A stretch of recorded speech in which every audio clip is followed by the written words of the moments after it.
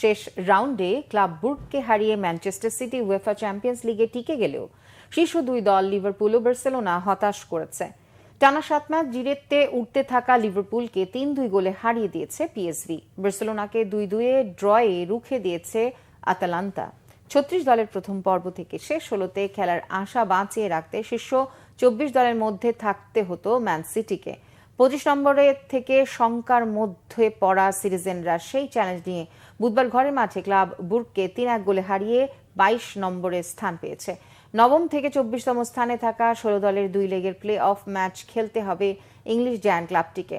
টানা 7 জয়ে শীর্ষস্থান নিশ্চিত করে সরাসরি শেষ 16 উঠে যাওয়া লিভারপুল শেষ ম্যাচ খেলে ডাচ ক্লাবটির মাঠে। 28 মিনিটে কোডি গাকপোর পেনাল্টি গোলে লিড নেওয়া লিভারপুল 3-2 হার মানে।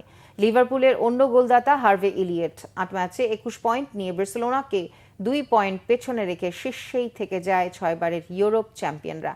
আগেই শেষ হলে সরাসরি খেলা নিশ্চিত করা বার্সেলোনাকে তাদেরই মাঠে 2-2 ড্রয়ে হতাশ করে ইতালির ক্লাব আতালান্তা। বার্সার 2 গোলদাতা লামিনে ইয়ামাল ও রোনাল্ড আরাউদো। 8 ম্যাচে কাতালান জায়ান্টদের সংগ্রহ 19 পয়েন্ট।